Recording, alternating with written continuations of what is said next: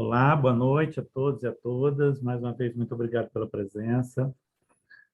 Muito obrigado, Milton, pela criação desse grupo maravilhoso, pela brilhante ideia de convidar a nossa professora Isabela Oliveira para nos acompanhar nas leituras, nos passar os seus ensinos toda segunda-feira. Hoje a leitura fica por conta da Mariane. Professora, mais uma vez, eu repito, muito obrigado ao seu papai, à sua mamãe, pela sua presença entre nós, pelos seus ensinos, e boa noite, a palavra é toda sua. Então, dou as boas-vindas a todas as pessoas que estão aqui. Deixo minha gratidão a você, Geraldo, a Mariane, hoje, e trago aqui o nome de cada um, porque merece a lembrança. Jandira, Delvai, Domingo, Célia, Geusa, Mariane Cristina, Elaine, Ana, Dulce, Vânia, Alessandra e Gilcélia. Então, sempre também agradecendo a essa força dentro de nós mesmos para poder estudar, especialmente nesse momento, onde esse estudo faz toda a diferença no campo da constelação. Então, vamos prosseguir. Muito obrigada, Mariane, mais uma vez, no nosso estudo. Só vamos falar a página, né, Geraldo, para ficar gravado aí no áudio, no vídeo, quer dizer.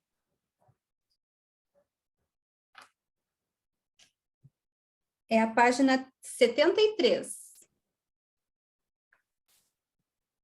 Caminhos da sabedoria. O sábio aceita o mundo como ele é, sem medo e sem um propósito.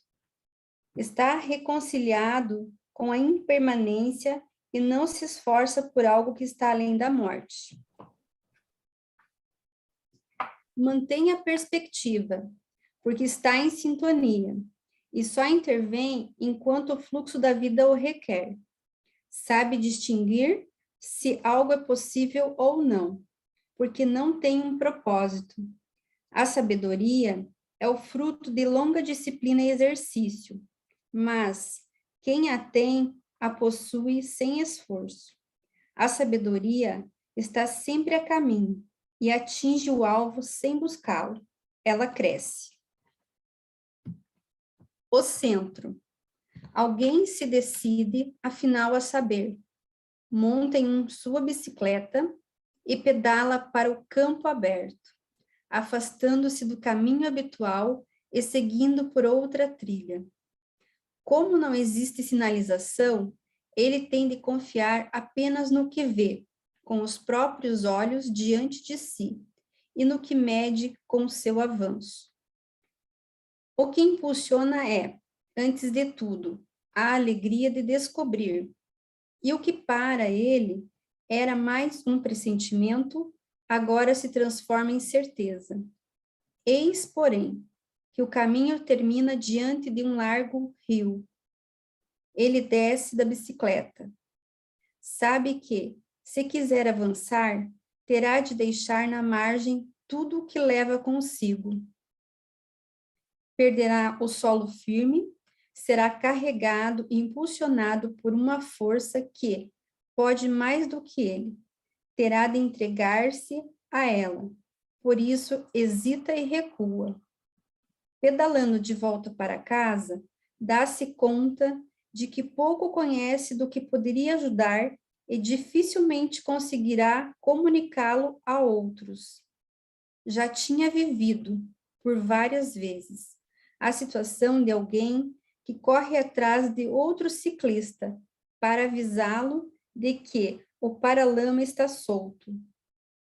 Ei, você aí, o seu paralama está batendo. O quê? O seu paralama está batendo. Não consigo entender, grita-lhe o outro. Meu paralama está batendo. Alguma coisa deu errado aqui, pensa ele. Pisa no freio e dá meia volta. Pouco depois, encontra um velho mestre e pergunta-lhe: como é que você consegue ajudar outras pessoas? Elas costumam procurá-lo para pedir-lhe conselho em assuntos que você mal conhece.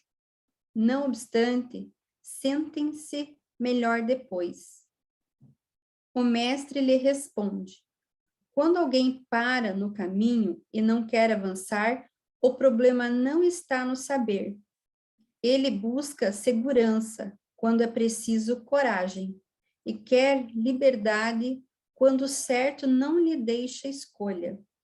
Assim, fica dando voltas. O mestre, porém, não cede ao pretexto e à aparência. Busca o próprio centro e, recolhido nele, espera por uma palavra eficaz que o alcance, como alguém que abre as velas e aguarda pelo vento. Quando alguém o procura, encontra-o no mesmo lugar aonde ela própria deve ir. E a resposta vale para ambos. Ambos são ouvintes. E o mestre acrescenta: no centro sentimos leveza. Ok, vamos conversar um pouco sobre essas duas histórias. A primeira é mais simples, né?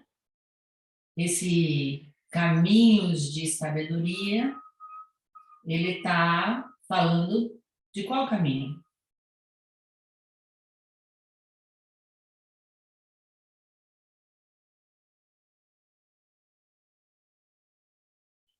De que caminho ele está falando? O sábio aceita o mundo como ele é, sem medo, sem um propósito. É o caminho da sabedoria que ele propõe com o caminho fenomenológico dele. É tudo isso que ele nos propõe aqui. Estar reconciliado com a impermanência, ou seja, compreender a morte como algo que completa a vida, manter a perspectiva, mas estar em sintonia, intervir só quando a realidade, aqui ele coloca o fluxo da vida, permitir, saber distinguir se algo é possível ou não, ajudar dentro da realidade. Então, ele mostra, de maneira poética, ele descreve esse caminho dele de conhecimento, esse caminho fenomenológico, mas ele dá algo mais. Ele mostra aqui, ó, a sabedoria é fruto de disciplina e exercício. Mas, ao mesmo tempo, paradoxalmente, ela, quem a possui sem esforço, ou seja, essa sabedoria não é alcançada, nós praticamos essa purificação, praticamos esse caminho fenomenológico, mas possuí-la é algo que é diferente de algo que eu consigo através dos meus esforços, ou seja, é um fruto maduro que chega a seu tempo, digamos assim. E aí ele fala, atinge o alvo sem buscar. É como se assim, eu faço esse processo de purificação, eu faço esse processo de me dar conta, eu tenho essa disciplina de ter essa clareza na maneira de ajudar, na minha postura, e com isso algo acontece. Não é porque eu faço, mas é porque algo acontece. Alguém tem mais algum comentário ou alguma pergunta sobre isso?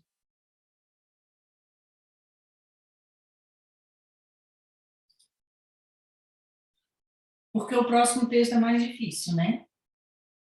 O próximo texto ele é mais obscuro. Esse é claro. Você pode não entender de primeira, mas depois que você fala, bom, ele está falando do caminho fenomenológico, você já começa a entender um pouco do que ele está falando aqui. Mas o que ele está falando agora na história da bicicleta?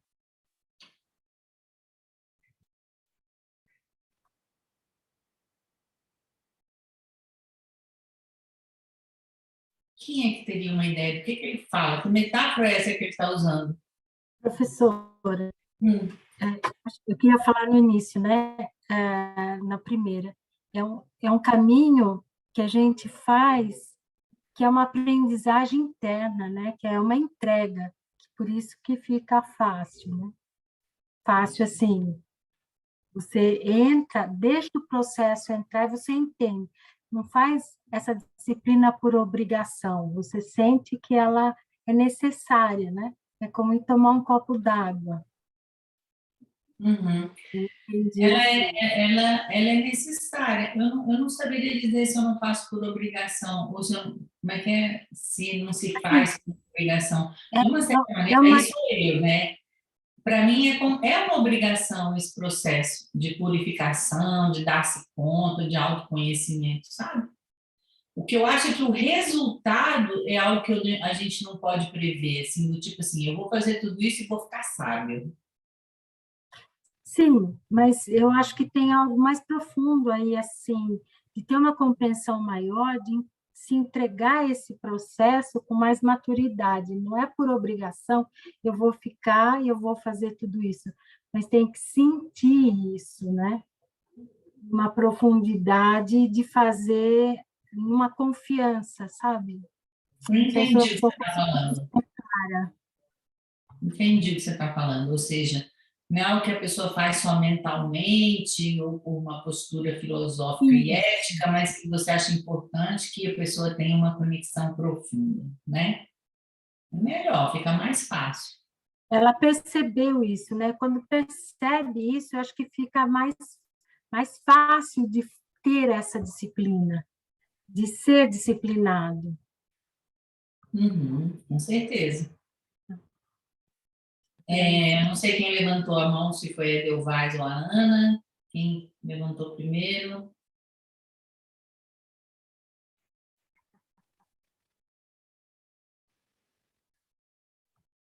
Eu, Ana? Então. Professora, comparando, né, os dois textos, logo no início, no segundo parágrafo do Caminhos,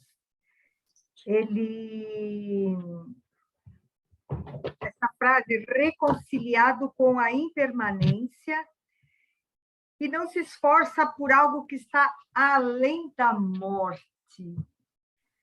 Nossa, é forte essa frase, né? O que está além da morte. Então, sabe o seu limite, né? Entende o seu limite. Ao mesmo tempo que no centro, no segundo texto, no terceiro parágrafo, eis, porém, que o caminho termina diante de um largo rio. Ele desce da bicicleta. Sabe que, e esse é o trecho, se quiser avançar, terá de deixar na margem tudo o que leva consigo. Pode significar, me remeteu a tudo que a gente está aprendendo. Eu vou ter que deixar tudo de lado e tenho que ir. Tenho que me aventurar. E aí, quando o mestre fala que quando alguém para no caminho e não quer avançar, porque ele pergunta, como é que você consegue ajudar? Porque quando alguém para no caminho, o problema não está no saber, aquele saber lá que a gente se agarra, que a gente, não, eu preciso disso para saber como é que eu vou fazer, mas, ao mesmo tempo, eu tenho que deixar tudo na margem, tudo aquilo que eu estruturei na minha vida como crenças, conhecimentos, eu tenho que deixar. Então, eu consigo ajudar porque eu percebi que o que as pessoas querem não é o saber, não é a teoria, não é o blá, blá, blá, mas o que eles precisam, na verdade, é de coragem. A coragem e quer liberdade quando o certo não deixa escolha. Então, quando eu tenho uma coisa na minha frente que está me empacando, eu não quero saber, entender de onde veio, por quê, os meus conhecimentos, mas eu quero saber se eu tenho coragem de ultrapassar, né, além da morte, e para mim parar de ficar dando voltas. Então, eu encarar realmente. Muito complexa. Por exemplo, um caso concreto. Uma pessoa chega com uma questão, fiquei grávida, ficamos grávidos, o que quer que seja. Ela não tem como voltar atrás. Pode dizer assim, eu vou fazer aborto ou não vou fazer aborto, mas eu não tenho como mais. Quer dizer, agora ela vai precisar ter coragem para poder encarar algo que ela não tem mais como voltar atrás. É mais ou menos isso, assim, não importa tanto você saber tudo sobre gravidez e tal, o que você tem que mostrar para a pessoa, a realidade é essa. Não tem como voltar para trás. Então, mais do que a pessoa buscar uma solução para aquilo, ela precisa de encontrar a coragem, a compreensão dos limites, da realidade, um pouco assim, que eu entendo dessa parte. Depois eu vou comentar as outras. Primeiro eu vou só ouvir a Ana, que aí depois eu comento as outras que você falou.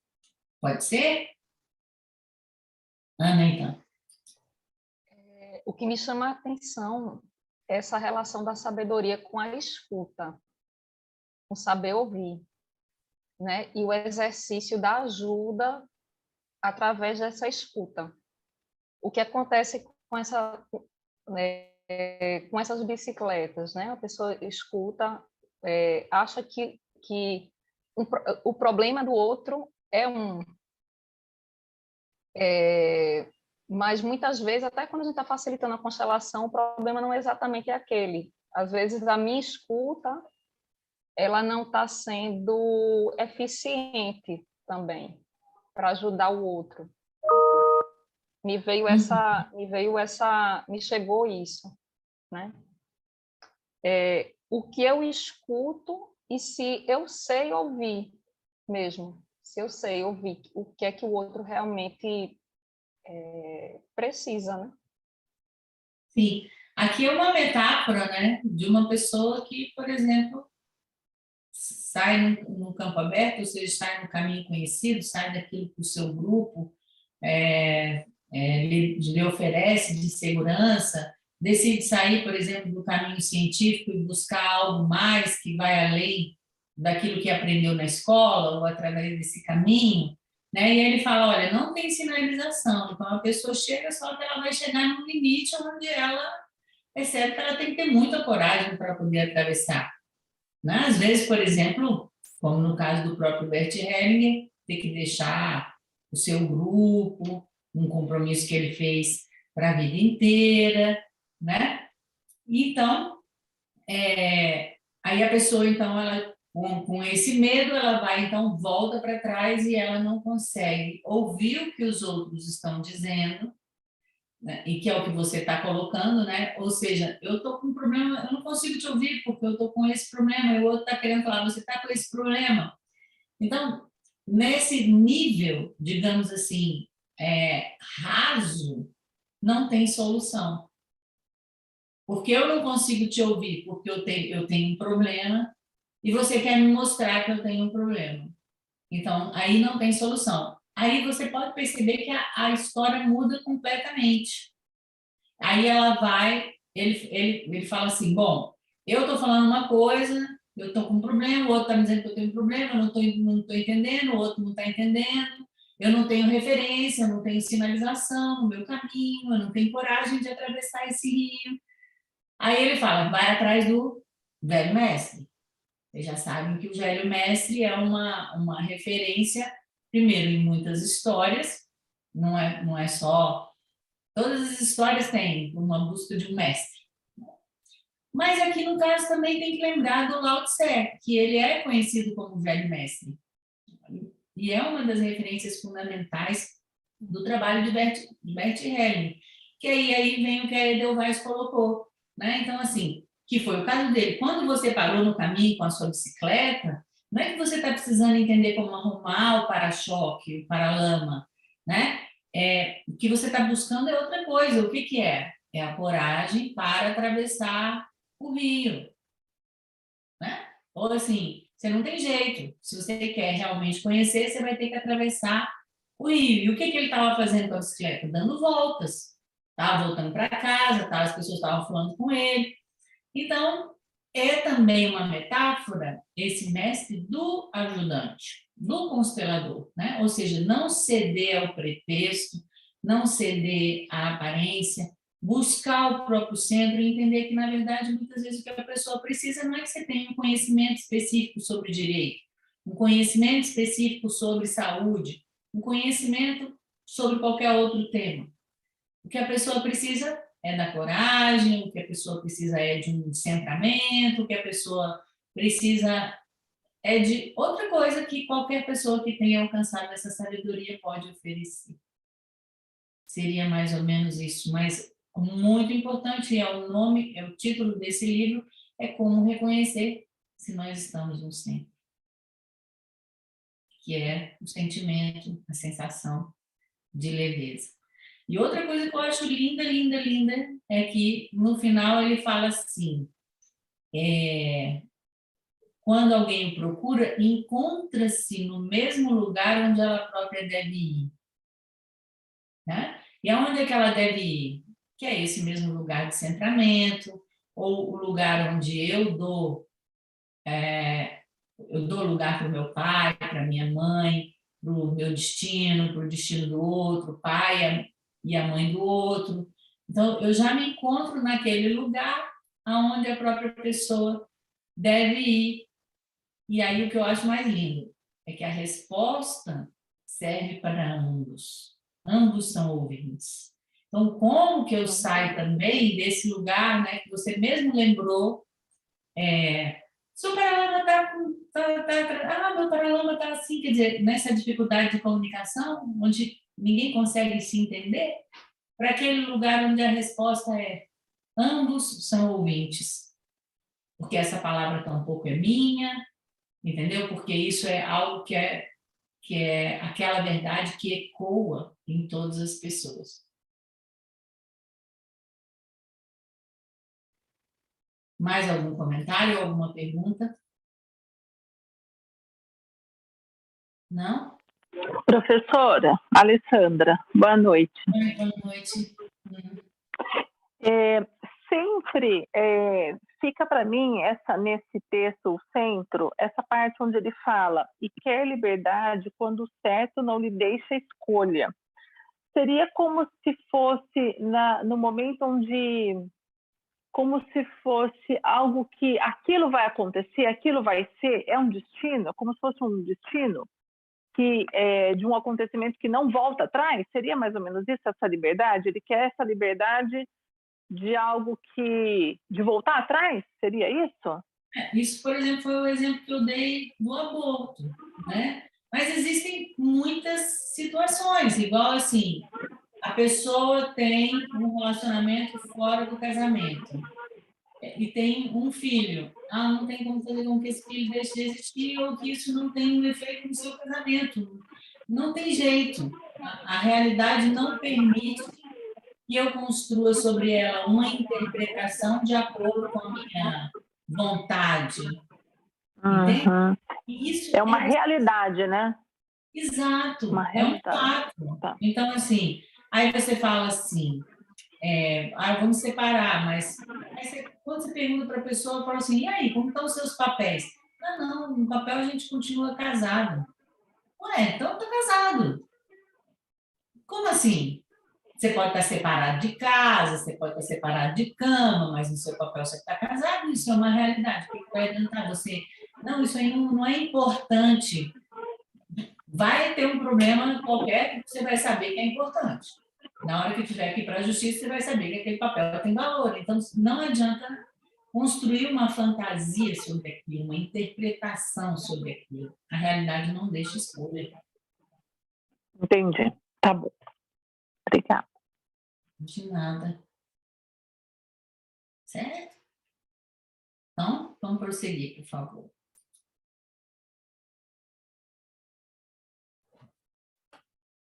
A pura verdade nos parece clara, mas, como a lua cheia, esconde um lado obscuro.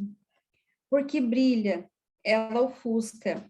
Assim, quanto mais tentamos agarrar ou fazer valer a face que nos mostra, tanto mais inapreensível sua face oculta se furta secretamente aos nossos conceitos. A volta.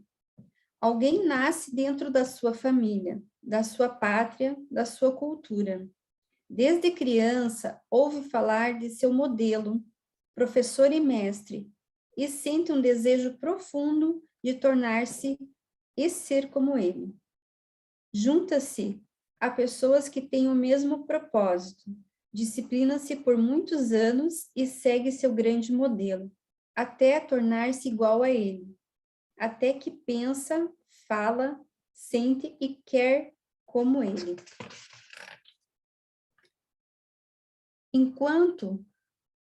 Entretanto, julga que ainda lhe falta uma coisa. Assim, parte para uma longa viagem, buscando transpor talvez uma última fronteira na mais distante solidão. Passa por velhos jardins, há muitos abandonados, onde apenas continuam florescendo rosas silvestres. Grandes árvores dão frutos todos os anos, mas eles caem esquecidos no chão porque não há quem os queira.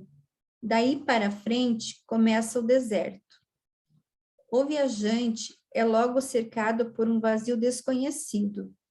Para ele, todas as direções se confundem, e as imagens que esporadicamente surgem diante dele são logo reconhecidas como vazias. Caminha ao sabor dos impulsos. Quando já tinha perdido, há muito tempo, a confiança nos próprios sentidos, à vista diante de si a fonte. Ela borbulha do solo e nele imediatamente se infiltra. Porém, até onde a água alcança, o deserto se converte num paraíso. Olhando em volta, o viajante vê então dois estranhos se aproximarem. Tinham procedido exatamente como ele. Seguiram seus próprios modelos até se tornarem iguais a eles. Partiram igualmente para uma longa viagem, buscando transpor talvez uma última fronteira, na solidão do deserto. E como ele, encontraram a fonte. Juntos, os três se curvam, bebem da mesma água e acreditam que estão perto de atingir a meta. Depois, dizem seus nomes. Eu me chamo Gautama, o Buda. Eu me chamo Jesus, o Cristo. Eu me chamo Maomé, o profeta.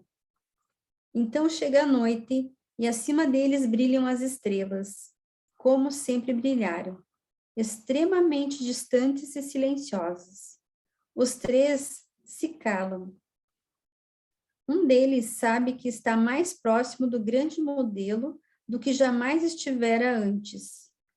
É como se pudesse, por um momento, pressentir o que ele sentira quando conheceu a impotência, a frustração, a humildade. E como deveria sentir-se se conhecesse igualmente a cultura, e julgou ouvi-lo dizer: se vocês me esquecessem, eu teria paz.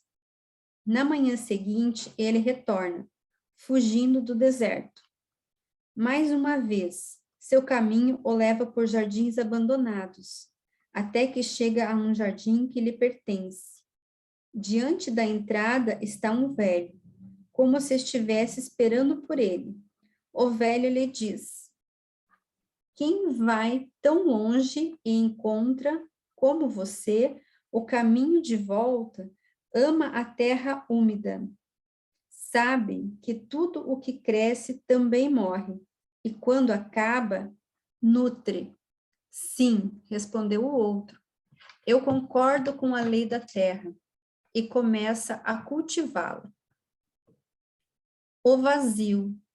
Alguns discípulos deixaram um mestre e, ao voltarem para casa, perguntaram-se decepcionados: o que fomos buscar com ele?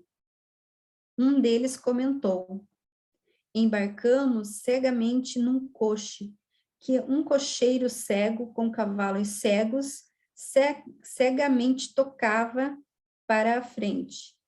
Mas, se nós mesmos, como os cegos, andássemos tateando, ao chegar à beira do abismo, talvez percebêssemos com nossa bengala o vazio. Ok. Primeira história, ou na verdade história, né? Um poema. Então, esse poema, ele algumas vezes fala sobre esse assunto, mas fala sobre essa verdade que emerge dentro da constelação familiar. Então, ele faz uma comparação com a Lua, que essa verdade ela aparece, ela é clara, mas ela tem um lado obscuro, inacessível, uma face oculta, que não estará acessível para nós. Então, isso faz parte de uma compreensão do que é esse caminho de conhecimento que a constelação familiar nos permite. Depois, o outro texto, né, que ele fala de uma pessoa, vai no caminho e tal, quando chega lá naquela fonte, encontra os 3 grandes mestres, né, das grandes religiões, Jesus, Gautama, Maomé. Ele chega lá e poderia ter acontecido qualquer coisa, mas o que ele faz? Ele retorna para casa. Ou seja, ao invés de ficar lá no céu, e vocês podem perceber que eles chegam lá onde está a fonte, mas ele ainda leva assim, olha, e lá brilhavam as estrelas, como sempre brilharam acima deles, ou seja, há uma força criativa, há um mistério que está acima de todos nós, de todos os possíveis iluminados da Terra, né? Então ele fala, olha, e as estrelas, e ele, ao invés de ficar lá maravilhado, estou com os 3 iluminados e tal, beleza, meus amigos agora, o que a pessoa faz? Ela volta para casa, encontra uma pessoa que é um velho, uma referência a alguém que tem uma sabedoria de vida, então a pessoa vai e concorda com a lei da terra e começa a ará-la. Lembrando, né, que aquele livro Religião, Psicoterapia e Aconselhamento Espiritual, que tem uma versão em espanhol, que é mais atualizada, que se chama Del cielo que enferma, la tierra que sana. Do céu que adoece, a terra que cura. Então, o trabalho do Bert Hellinger não é um trabalho que tira as pessoas da sua família, do seu pai, da sua mãe, do seu trabalho. Ele mostra justamente, olha, as nossas ideias sobre a realidade, e aí até as ideias que são construídas pelas religiões, pela cultura, do que seria a perfeição, do que seria o ideal, nos retiram dessa verdade natural da Terra. Então, é como se ele falasse, olha, você foi lá longe, você viu tudo, você viu os 3 mestres, mas viu que não tinha uma coisa acima de tudo isso, mas o que você faz? Você volta para casa, você volta para o seu trabalho, para o seu dia a dia, cuida da louça, cuida da cozinha, cuida do ganha-pão. É concordar com essa lei da terra. Né? Todo dia vai ter uma louça suja para lavar, todo dia vai ter alguma coisa para você fazer, um problema para resolver. Essa lei da terra. Então, é de uma certa maneira uma espiritualidade, um lugar humilde de experimentar a vida e sábio. Depois,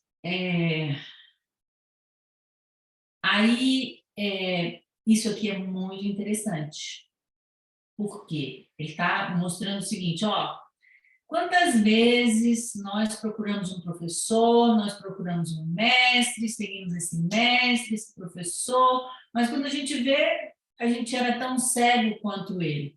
Aí ele fala assim, olha, será que você, na sua cegueira, talvez não poderia, com a sua bengala, com aquilo que está à sua disposição, né? Você é um ceguinho, com a sua bengala, você tocar o vazio? Justamente desse vazio que vem a sabedoria. Agora, vocês podem perceber que também tem uma imagem muito forte aí, que é a imagem do abismo. Ou seja, naqueles momentos difíceis da nossa vida, né? Nesse ponto onde a gente já não tem mais um retorno para a normalidade, quem sabe, mesmo com a nossa cegueira, a gente possa tocar esse vazio, de onde vem, ao mesmo tempo, essa verdade clara e obscura. Alguém tem mais alguma pergunta ou algum comentário sobre essas histórias, esses poemas? Está claro o que é a lei da terra?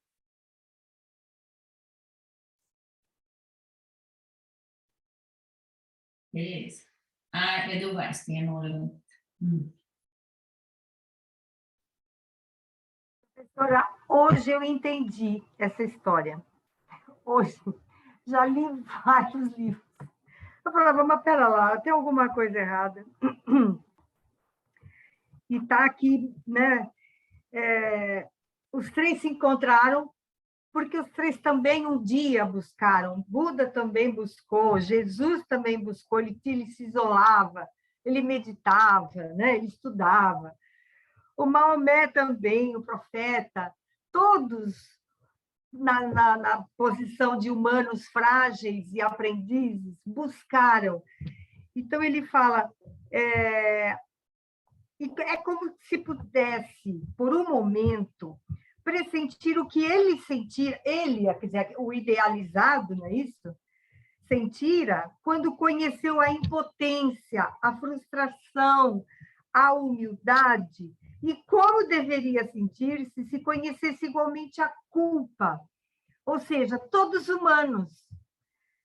Eles todos tiveram que enfrentar a frustração, se sentir humildes perante uma situação complicada, e julgou ouvi-lo, esse lo maiúsculo, né? Quer dizer, aquele que ele estava buscando, o modelo, né? Se vocês me esquecessem, eu teria paz. Ou seja, será que é isso?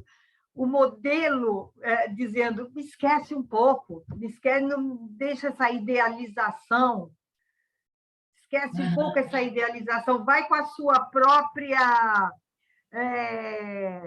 bengala, né? Os cegos ali, vai com o seu próprio ali, que você vai perceber aonde que está a sabedoria, para você não cair a própria bengala, para você não cair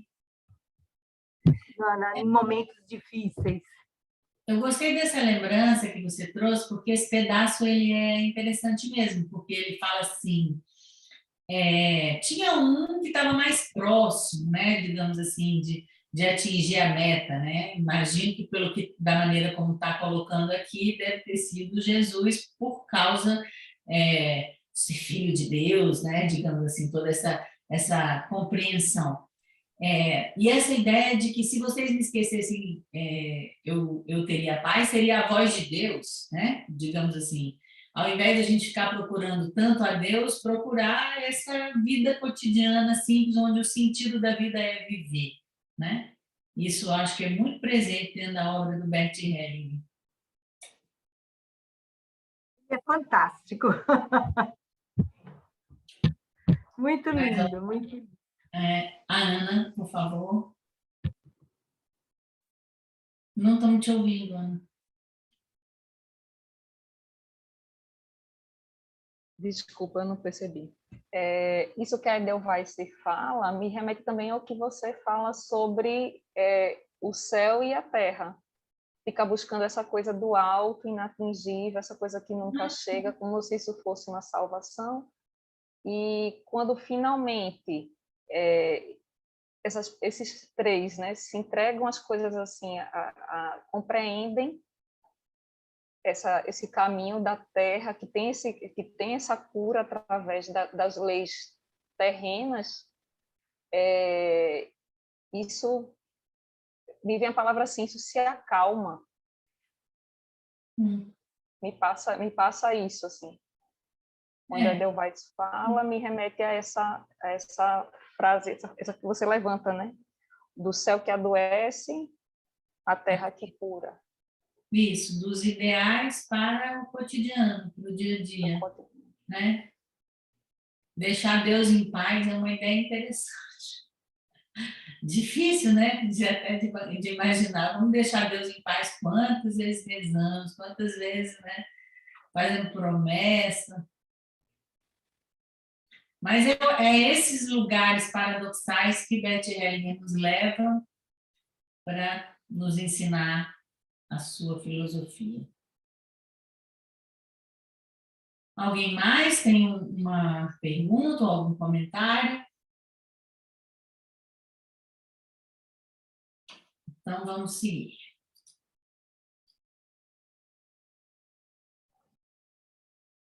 As imagens claras e os mitos claros fazem parte da obscuridade da mente, que o herói supera em seu caminho para não perder a cabeça. As imagens que atuam são obscuras. A conversão. Há algum tempo foi descoberto um manuscrito onde várias parábolas de Jesus são contadas de um modo um tanto diferente do que nos acostumamos a ouvi-las. Uma acurada pesquisa mostrou que, no ponto de vista do conteúdo, não podemos duvidar de sua autenticidade. Uma das parábolas que ali são contadas de maneira algo diferente é do filho pródigo. Na nova versão, ela soa mais ou menos assim. Um homem tinha 2 filhos. O mais novo disse ao pai: Pai, dá-me a parte dos bens que me cabe. O pai ficou triste, pois percebeu o que o filho secretamente tramava, mas deu-lhe o que pedia. Poucos dias depois, o filho empacotou tudo, mudou-se para um país distante e dissipou sua fortuna com uma vida desregrada. Depois que perdeu tudo, passou fome e pôs-se a serviço de um camponês do país, tomando conta de seus porcos. De bom grado teria se alimentado da comida dos porcos, mas ninguém lhe a dava. Na casa do camponês, encontrou um jovem que tinha procedido da mesma forma que ele. Também pedira ao pai sua parte nos bens. Fora para aquela terra distante, dissipara sua fortuna com uma vida desregrada e acabara igualmente cuidando dos porcos. Então, ambos caíram em si, e um deles disse: Os servos do meu pai têm comida abundante, e eu, seu filho, estou aqui morrendo de fome. Vou levantar-me, voltar para meu pai e dizer-lhe: Pai, pequei contra o céu e contra ti. Não mereço mais ser chamado teu filho. Aceita-me como um dos teus servos. O outro disse: Vou fazer diferente. Amanhã cedo vou à praça do mercado. Procuro um trabalho melhor. Poupo um pequeno pecúlio, caso-me com uma das filhas do lugar e vivo como as outras pessoas daqui.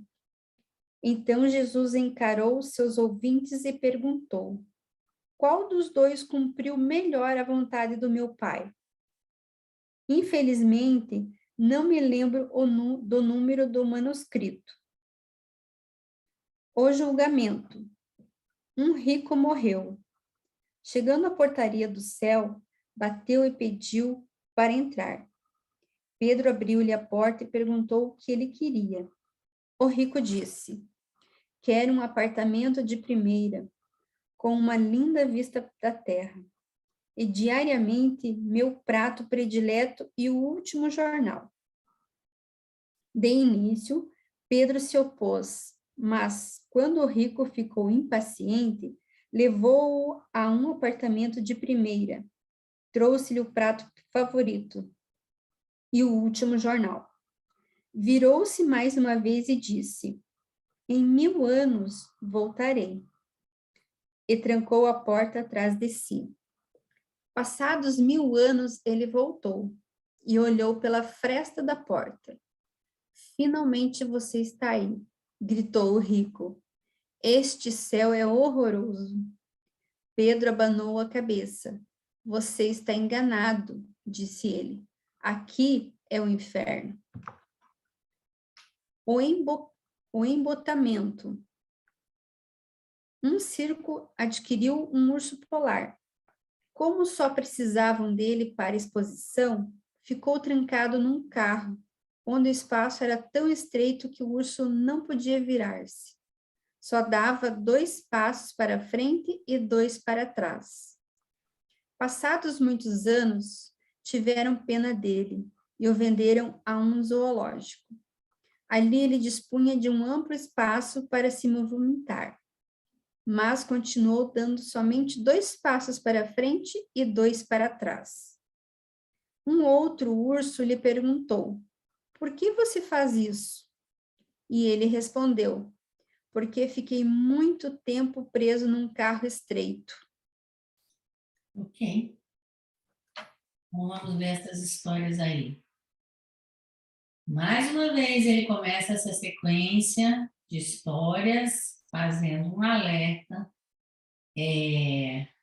sobre a clareza das imagens, as clarezas dos mitos, mostrando, olha, isso aí faz parte da obscuridade da mente, ou seja, ainda não é a verdadeira luz ou a verdadeira compreensão. O herói, que é cada um de nós, aquela pessoa que, tanto que o monomito, ou seja, aquilo que o roteiro de todas as histórias da humanidade, ou de o que assim descobriu Joseph Campbell, é a jornada do herói. Então, o herói é cada um de nós, né? Então, supera essas imagens claras e tem a compreensão do que aquilo que atua é aquilo que nem sempre a nossa razão alcança, que é o que ele chama de imagens obscuras. E isso que acontece dentro de uma constelação, muitas vezes, né? A pessoa quer entender quem é aquela pessoa que está ali, o que aconteceu aqui. Então, entender isso, em primeiro lugar, né? Nós aqui que vamos trabalhar com isso, com essa filosofia, e ajudar a pessoa a se abrir para esse outro conhecimento, que não é claro, mas que atua com muito mais força. E aí, mais uma vez, uma história que faz uma comparação com uma parábola bíblica. Isso é óbvio que esse manuscrito não existe, ele está simplesmente contando uma história, né? Inventou uma história, e ele faz isso com várias histórias. Eu gostaria só de rememorar, talvez, para vocês, e também para quem não sabe falar, que Bert Helling ele foi um exegeta, ou seja, uma das funções dele, enquanto teólogo, era justamente estudar as histórias bíblicas. Vocês se lembram da história dos 2 Orfeus? A história dos 2 Orfeus, que um é aquele Orfeu que cantava, que é o Orfeu que está na mitologia grega, o grande Orfeu, e o Orfeu, a história chama 2 tipos de felicidade, se não me engano, né? O outro Orfeu é aquele que tocava em bar, aquele que ninguém conhece, entendeu? Aquele da vida cotidiana. É sempre a mesma coisa. E agora aqui, eu acho, em primeiro lugar, o título dessa história muito interessante, né? Porque aqui é como se eu tenho um filho, 2 filhos fazem a mesma coisa. Um acaba e sai do céu, sai do paraíso, sai da casa do pai, vai lá, perde tudo, fica pior do pior servo, come a comida dos porcos, e ele vai lá e, de uma certa maneira, se converte de novo à religião do pai, digamos assim, se converte. Essa é a sensação que eu tenho. Alguém tem uma outra leitura? Então ele volta e fala: não, sinto muito, meu pai, eu pequei, me recolhe de volta, me recebe de volta. E ele fala, o outro é aquele que fala assim, bom, agora não tem mais nada o que fazer, né? Então agora, em vez de eu estar com esse emprego aqui, é melhor eu pegar e arrumar um outro emprego, viver uma vida comum e dar conta dos meus próprios erros e fazer algo de positivo. É quase como se aquele que vai para M e quer voltar pedindo perdão, ele, na verdade, ele não ganha com assumir a sua própria responsabilidade e crescer a partir dos seus erros, né?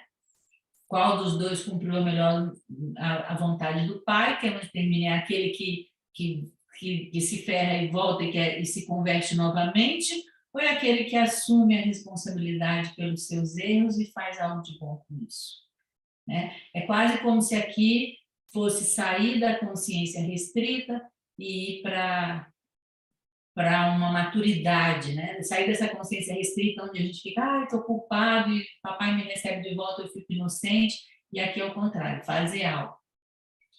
E essa outra história também é uma releitura de uma história muito comum, mas ao invés de eu comentar essa história, eu gostaria que alguém, antes de eu falar, que vocês comentassem por que que esse lugar maravilhoso era um inferno.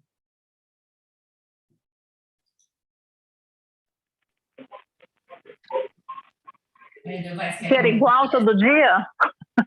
Hã? Que era igual todos os dias?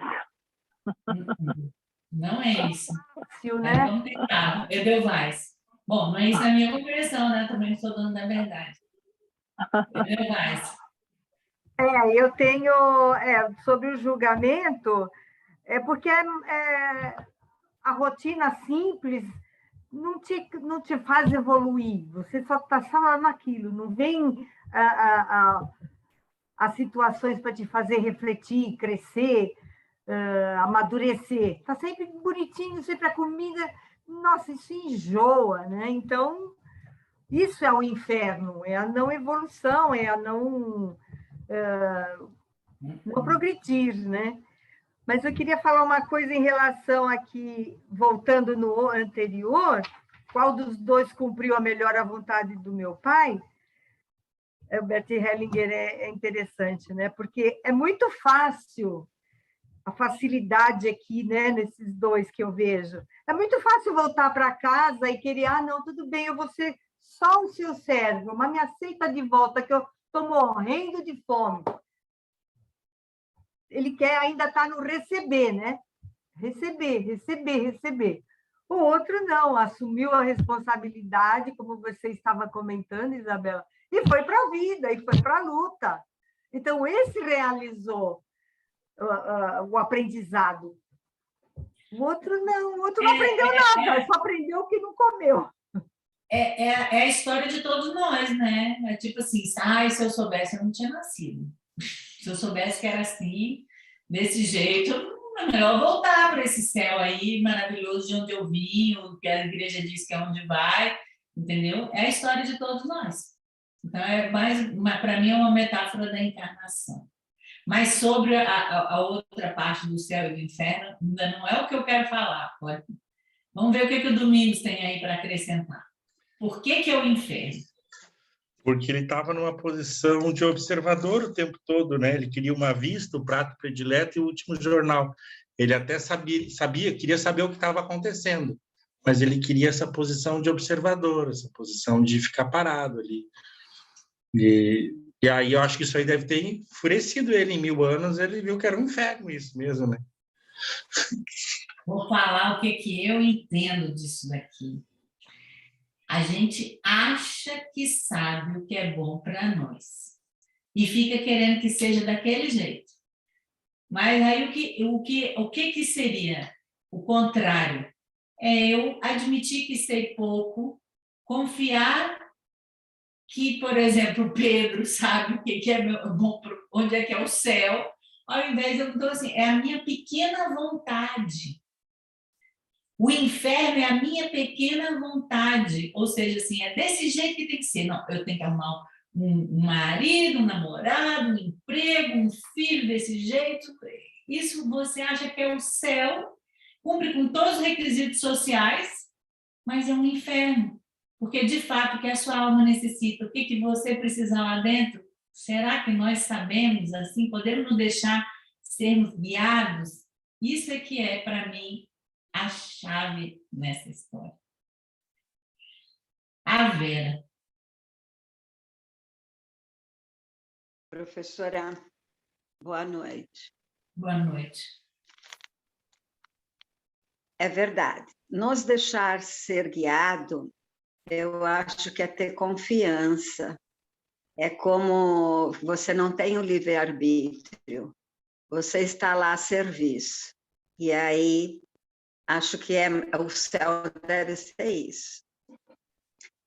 E aquela parábola do filho pródigo, todas as vezes que eu vi na igreja, que eu já falei sobre ela, tudo, não é assim que o que vai fazer por conta, é que tem adulto. Sempre se valoriza esse filho que volta, porque é como se Deus, né, quer que seus filhos voltem, quer que seus filhos fiquem à mercê da bondade, do amor. Então, eu penso que é uma obediência, que é uma hierarquia. Eu acho que o filho, do jeito que eu aprendi sempre, é o filho voltando para a casa do pai. E É agora? isso que ele está mostrando, que é o contrário. Ele fala assim, olha, as imagens claras fazem parte da obscuridade da mente. E o que ele está falando aqui, essa obscuridade da mente? É justamente a culpa e a inocência. O que acontece quando a pessoa perde tudo? Ai, estou culpada, eu vou agora voltar para o meu pai, me recebe de volta, aí eu fico inocente novamente. Né? Fiz todo o caminho, saí de casa, saí da igreja, tararau, voltei, agora eu recebo de volta e meu pai... E isso é o que a história normal nos é contada, né? Dessa maneira. E eu não vou entrar no mérito do que isso quer dizer, porque o que a gente está entrando não é no mérito daquela história, a gente está entrando no mérito desta história. Não estou comparando uma coisa com a outra, isso é muito importante que vocês façam essa diferenciação quando estiverem lendo as histórias que Bert Helling faz, essa releitura da Bíblia. Não estou querendo fazer uma exegese daquela história. O que eu estou mostrando é o que ele tá falando aqui. Ele está falando de uma pessoa que segue a sua consciência restrita e a outra, e ela volta a querer ficar boazinha de novo, inocente, e o outro que fala, não, olha, eu assumo a minha responsabilidade, agora é essa vida que eu vou tocar e eu faço o que for possível. Então, Vera, eu te entendo, mas não é esse o sentido quando a gente entende a obra do Bert Hellinger como um todo. Por isso, a gente não pode só estudar um pedacinho. A gente tem que entender dentro de um contexto. Eu entendo. É mais saudável, né? Olhar e continuar o caminho que você escolheu, né? Experimentar aquele novo. Mas não é assim a palavra da Bíblia, mas eu acho que é saudável mesmo, como o Roberto está falando. E é uma metáfora do que acontece com todo mundo. Tanto do céu como essa daqui, é uma metáfora do que acontece com todo mundo. Todo mundo sai da barriga da mamãe, todo mundo tem uma hora que sai de casa, que vai enfrentar tudo, vai contra, muitas vezes, o que a família quer de nós. Aí, o que você vai fazer? Você vai, não deu certo, eu saio correndo, eu volto e fico lá, criança, eternamente inocente, ou eu vou dar conta agora a partir do ponto em que eu estou, e assumir minha responsabilidade. Seria algo assim, sabe? Tá certo. Obrigada. Ou pode ser, né? Porque eu não sou a dona da verdade. Pode ser, né? Depende do motivo que está se falando dessa parábola, né? Porque na igreja ou na Bíblia é para mostrar que é um pai muito amoroso e que ele sempre recebe seus filhos com amor. Ele não está avaliando os acertos e erros. Ele é amoroso e sempre recebe todos os filhos. Aquele que mata, todos são filhos de Deus. Aí eu acho que é o objetivo da palavra na Bíblia, né? Isso. Para a gente confiar nesse Deus, né? E aí o que ele está falando? Ao invés de você confiar só nesse Deus, confie em você mesmo, nesse Deus que está dentro de você, confia nessa força que você tem para poder mudar de emprego e arrumar uma outra esposa, sabe como? É isso que por isso que eu estou falando. A gente tem que usar a lembrança da Bíblia, mas a gente não pode comparar o que essa história significa naquele contexto com o que essa história significa nesse contexto, né? Por isso, esse livro, que é um livro que está esgotado, ele é muito importante.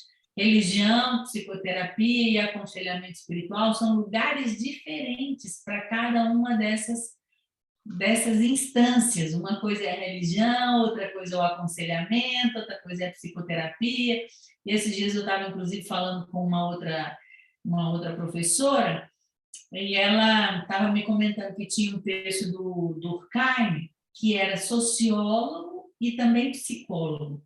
Cada lugar de fala tem uma função diferente. Você não pode comparar a maneira como o sociólogo vê o mundo, como a maneira como o psicólogo vê o mundo, a maneira como um padre ou uma pessoa da religião vê o mundo. São lugares de fala diferentes. Então, a gente tem que entender que essa história aqui, essas histórias que a gente está lendo aqui, que muitas vezes vão fazer referências a histórias bíblicas, elas estão sendo contadas e elas estão sendo trazidas dentro desse contexto terapêutico e filosófico da obra do Bert Hellinger e do trabalho que ele faz. Certo. Cada um tem o seu olhar, não é mesmo? E um objetivo diferente com as histórias. É verdade. Tá bom. Então, mais algum comentário ou pergunta? Senão a gente segue. Eu queria saber se alguém também tem uma questão pessoal. Já estamos daqui às 8 horas.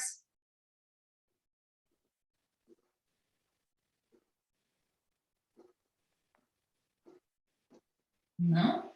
Então, vamos seguir para a história, para a leitura.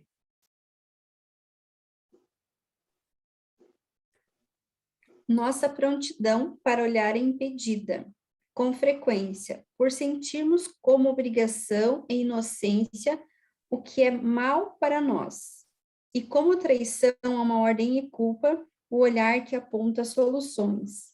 Então, se substitui o olhar por uma imagem interna, e o que já passou atua como se ainda estivesse presente. Por vezes, a imagem interna nasce do simples ouvir dizer e cria uma ordem baseada somente na imaginação.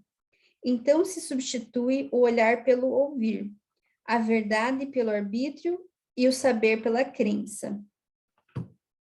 A curiosidade. Um homem perguntou a um amigo: "Você entende de possessão?" "Talvez", respondeu o amigo. "O que está preocupando?" "Fui com minha mulher a uma vidente, e ela disse que minha mulher está possuída pelo demônio. O que devo fazer agora?" O amigo lhe respondeu: "Isso acontece, e com razão, a quem procura essas pessoas. Agora, quem está possuído é você, mas por uma imagem interna, e dela não se livrará tão cedo." Você já ouviu falar de Fernando Cortés? Com apenas algumas centenas de soldados, conquistou o imenso reino dos astecas. Sabe como conseguiu isto? Ele não sabia o que os outros pensavam. Há histórias das quais precisamos reter pouca coisa. Nós as ouvimos como uma sinfonia. Reconhecemos uma primeira melodia, depois uma segunda, entendemos palavras isoladas do coral. Então movemos os dedos das mãos ou dos pés, acompanhando o ritmo. Na sequência final, talvez um arrepio nos corre pelas costas e persiste algum tempo.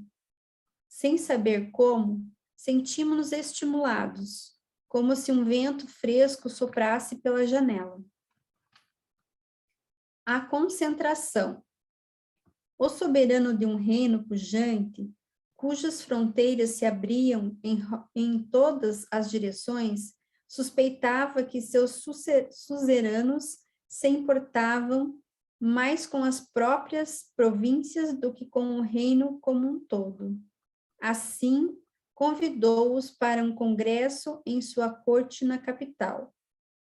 O primeiro deles governava as terras altas, uma ampla extensão de terra fértil que era o jardim do reino. Seus súditos eram famosos por sua lucidez e por sua perspicácia, sua sensibilidade à beleza e seu modo simples de viver. Eram um povo habilidoso e alegre. O segundo governava as montanhas centrais, em cujos vales se ouvia o eco até os últimos confins. De seus súditos se dizia que eram estritos, respeitavam a ordem e a justiça e tinham os melhores funcionários. Também cultivavam muita música em suas casas. O terceiro governava as terras baixas, limitadas a leste pelo mar e ainda largamente inexploradas. Seus súditos habitavam a estreita faixa costeira, cultivavam jardins cercados e pouco sabiam um dos outros e do mundo distante. Porém, alguns deles se haviam aventurado pelo mar desconhecido. Ao retornarem, já conheciam os mistérios das profundezas, seus perigos e sua beleza, mas pouco falavam disso. Quando os três chegaram à corte, o soberano os recebeu em seu salão mais suntuoso, decorado por artistas itinerantes das terras altas. Em suas paredes, luminosos afrescos faziam desvanecer os limites do espaço. O teto tinha sido pintado de fora a fora, de uma forma tão enganadora que dava às pessoas a impressão de estarem ao ar livre e contemplarem o céu aberto. Através de amplas janelas, o olhar caía sobre jardins floridos. A mesa estava ornada com grinaldas de flores, numa profusão de formas e cores que fascinavam os olhos por sua beleza. Das montanhas centrais foram convidados músicos, mestres em seus instrumentos, para tocarem e deliciarem os ouvidos dos hóspedes. O primeiro deles dedilhou acordes, extraindo sons fascinantes como gotas caindo numa caixa de prata. Quando apanhava as cordas em cheio, um ressoar de muitas vozes ecoava pelo recinto, abrandava-se como se flutuasse em paragens distantes, e seu toque refinado fazia ressoar o próprio silêncio. O segundo músico alisava o violino com seu arco. Seus tons soavam suaves e derramados, cresciam e se abrandavam, ciciavam levemente, chapinhavam, soluçavam às vezes, acariciavam como arrulhos de pombos, rangiam agudamente e fluíam outra vez, suaves e cheios. O terceiro soprava um clarim, dourado que soava como o brilho de um sol, poderoso ao romper do dia. As janelas vibravam como se fossem estalar com a agudeza dos tons. O quarto músico soprava um tubo de bambu, e os sons lembravam ora uma respiração fluindo, ora um pássaro gorjeando, ora uma tempestade bramindo. Seguiam-se sons como um trinado de pássaros ou como um hálito que expira. O quinto batia agilmente com martelos sobre madeiras dispostas lado a lado, produzindo sons como de vidros ou de repiques de sinos de prata sacudidos pelo vento. O sexto músico tocava um órgão de tubos em 8 registros, que o faziam sussurrar, zumbir, ressoar, retinir, bramir, marulhar, rugir, retumbar.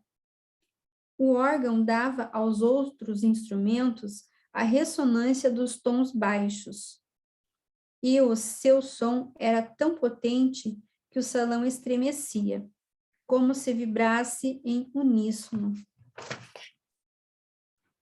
Das terras baixas foram convidados para entreter os hóspedes, saltimbancos e acrobatas. Eles andavam sobre pernas de pau, davam saltos para os lados, faziam piruetas e mímicas, e depois se estiravam para alongar os músculos. Um deles andava sobre uma corda bamba e fazia malabarismos com os pés descalços e os olhos vendados. Então chegaram os cozinheiros com suas travessas fumegantes e sentiu-se o aroma das iguarias. O chefe dos garçons provou o vinho gelado, deixou-o rolar sob a língua. Saboreou o seu aroma, sentiu como aderia suavemente ao palato.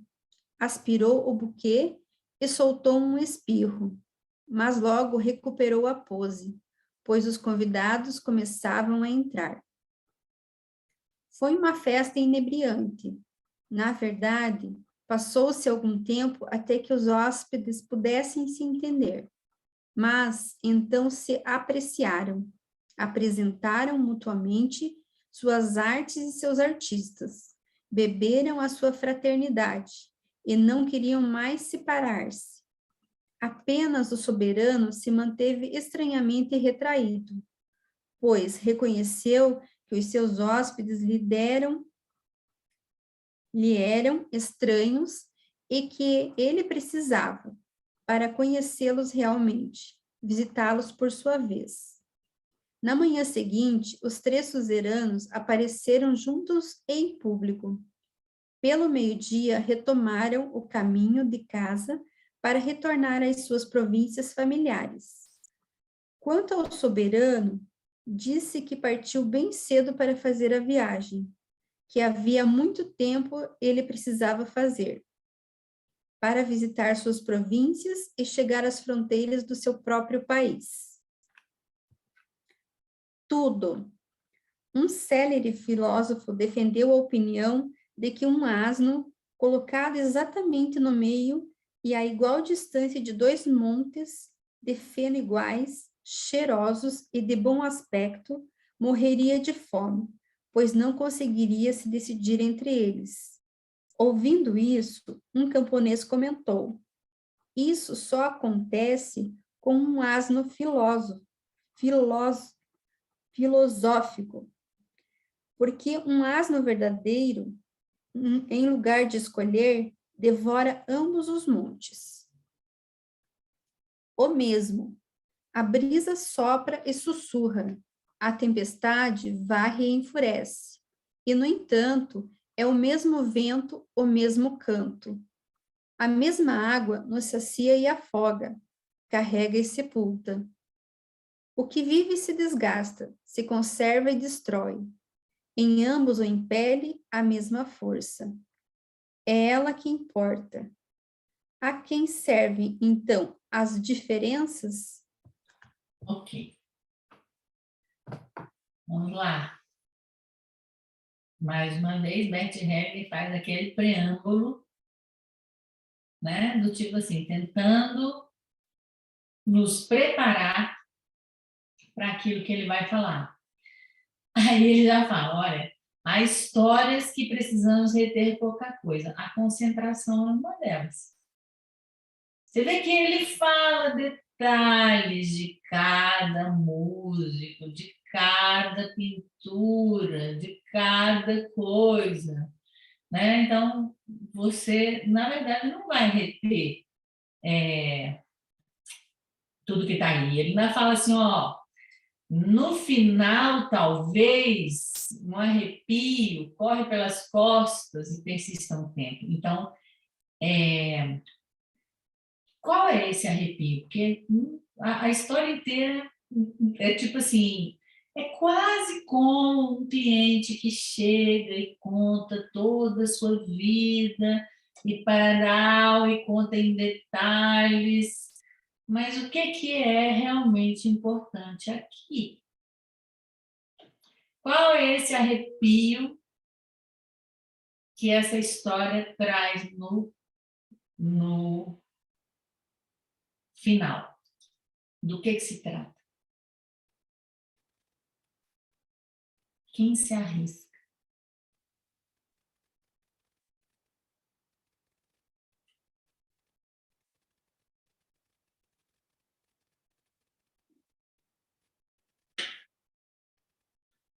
Como esse rei quem é? Em primeiro lugar, esse rei sou eu mesmo, digamos assim. Esse rei é cada um de nós, esse país é o nosso próprio mundo. Então, assim, como que eu posso conhecer, no caso, vamos levar para o rei. Vêm as pessoas e trazem as suas melhores pinturas, as suas melhores, ou os amigos chegam com as suas melhores coisas, todo mundo que você vê quer sempre ficar bonzinho, quer sempre ser bonito, mas como você vai poder conhecer a realidade do mundo se você não vai até esse mundo? Se você não vai até as coisas e encontra as coisas como elas são, se você vê do mundo a embalagem e não a essência. De uma certa maneira, olha lá, o título, observem que os títulos da história do Bert Helling sempre são muito importantes. O que ele está falando aqui? Você não pode tomar a realidade pelo aquilo que ela se apresenta. Você precisa entrar em contato primeiro com essa concentração, ir atrás de conhecer o seu próprio país, ou seja, o seu próprio mundo, ou o mundo onde você está, a realidade onde ela está. Então, como ela se apresenta para você, empacotada, de uma certa maneira. Dá para entender um pouco isso? Essa para mim, é a mais difícil até agora. Mas ele nos ajuda. Se vocês prestarem atenção, ele falou, olha, essas histórias não importam muito o que elas estão falando ali. O que importa é o arrepio que elas trazem no final. Ou seja, não tome a realidade por aquilo que ela se apresenta. Vá você mesmo com a sua concentração conhecer esse mundo, esse país, as pessoas. Ok, a outra é uma história que eu vi ele muitas vezes contando, e, por exemplo, uma pessoa, por exemplo, a mesma coisa, chega um cliente e fala assim, eu não sei se eu fico com essa mulher ou com aquela mulher, ou uma mulher vai falar, não, eu gosto desse homem, mas eu gosto daquele ou daquela. Aí, como é que eu decido? Eu vou ficar com a esposa ou com a amante? Essa é a história que ele usava. Ou seja, isso não é um problema de um asno real, um problema de um asno, isso é um asno filosófico, ou seja, uma pessoa que está preocupada com o que a sociedade vai dizer, com a moral, com as ideias sobre a vida. Um asno real, que é movido pelos seus próprios instintos, vai lá e come os dois montes de feno.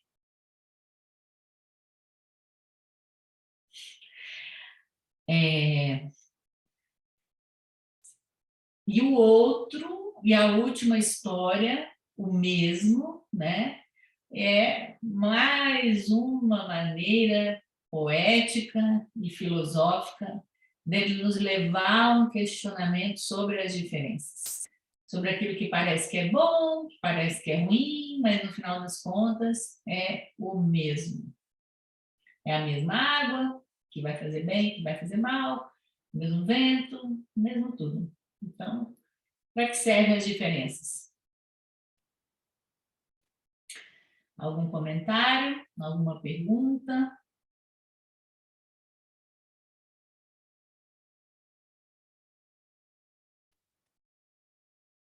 Então, vamos lá, vamos prestar atenção agora à introdução, querendo ao título da história, a introdução, para poder entender. Professora, não entendi o que você falou sobre o asno real.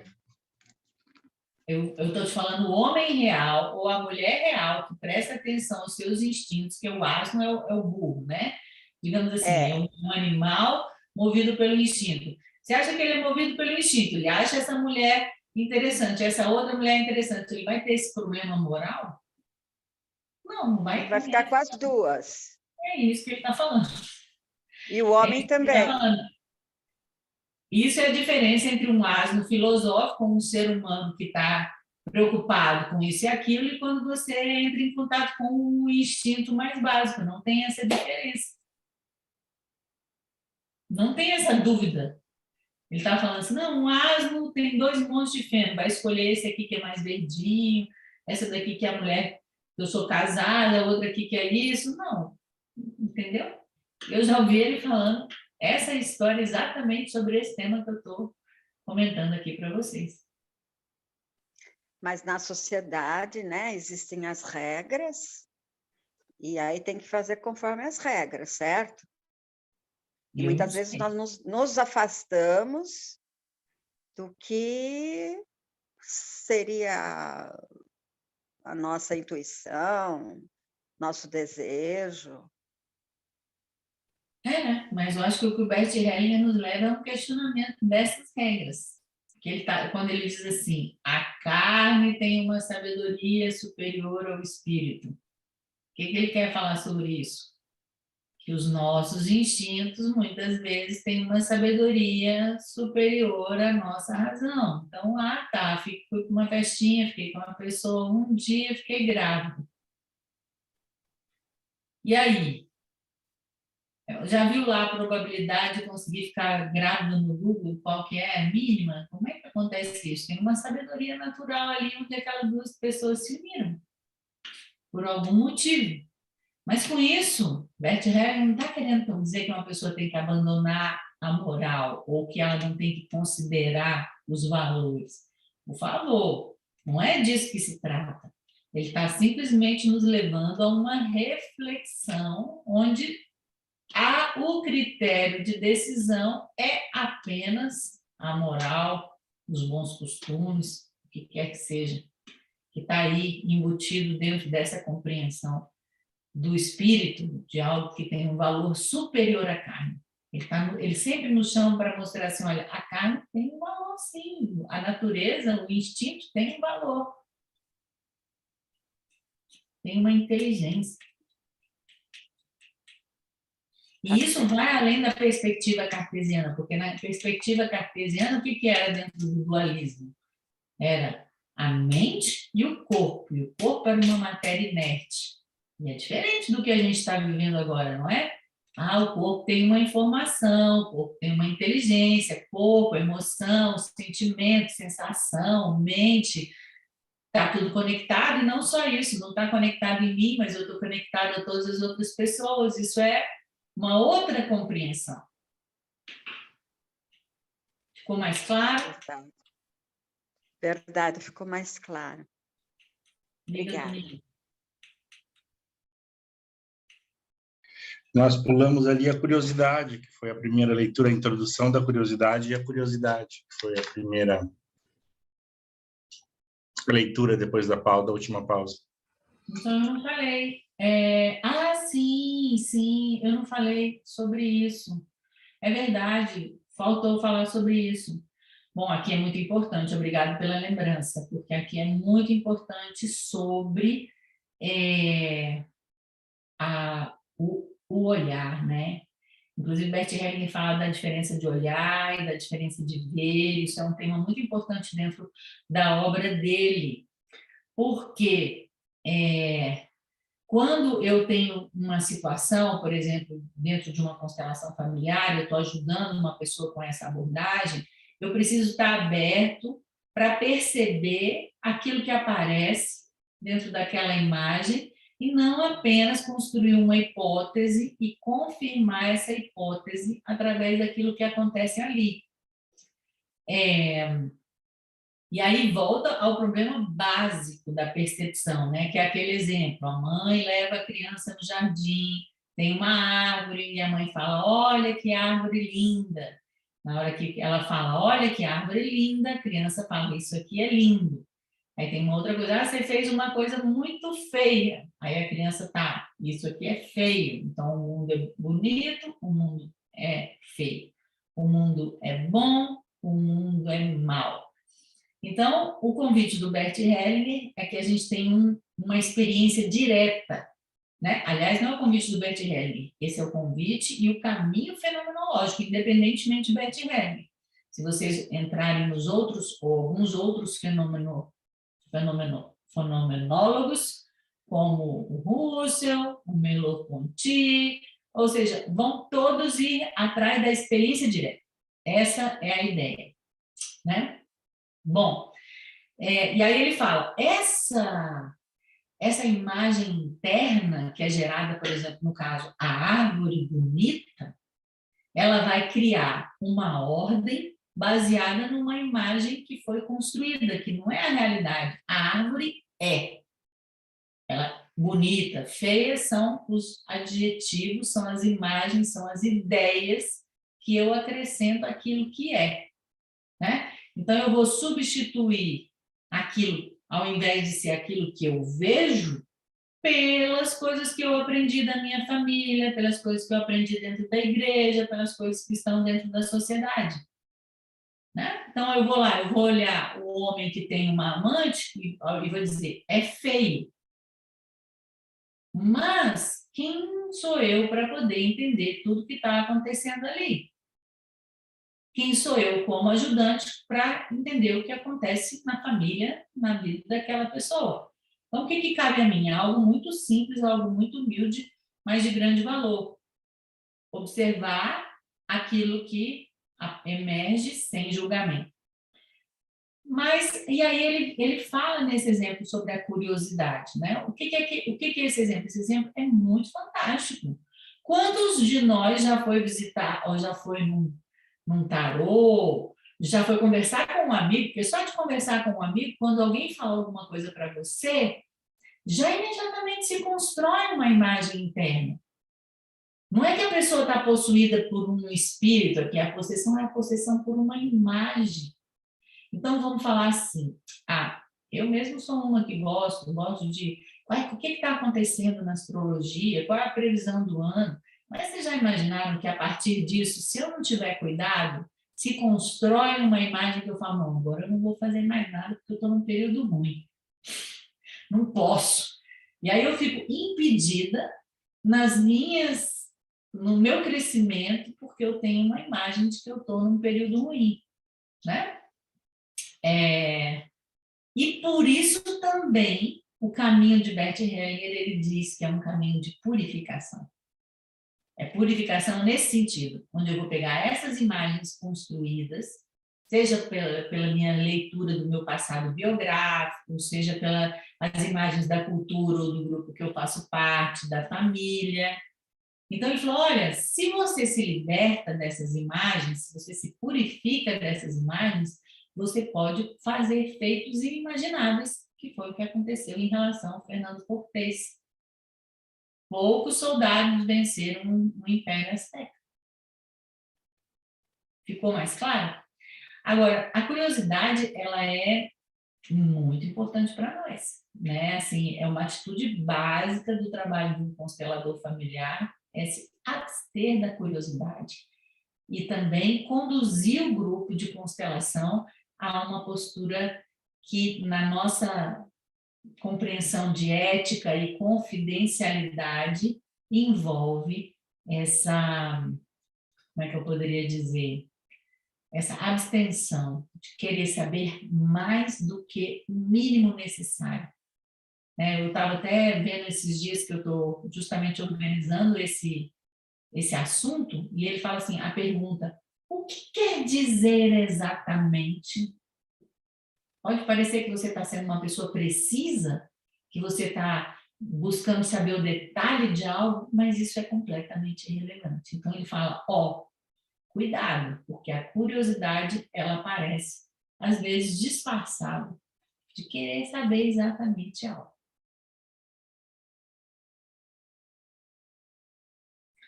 Já chegamos aqui ao final da nossa aula de hoje. Alguém tem mais algum comentário, algo breve?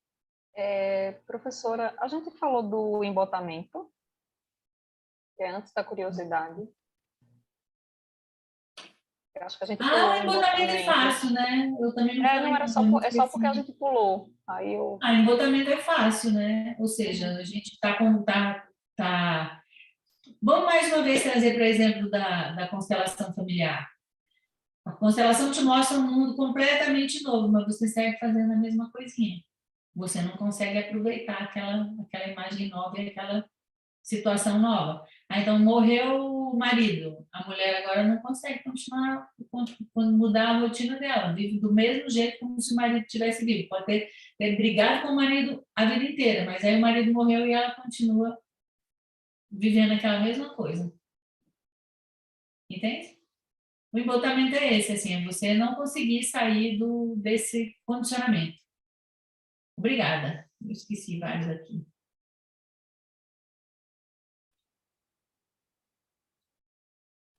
Algo mais? Não? Então, boa noite para vocês, tudo de bom. Gratidão. A gente se vê na semana que vem.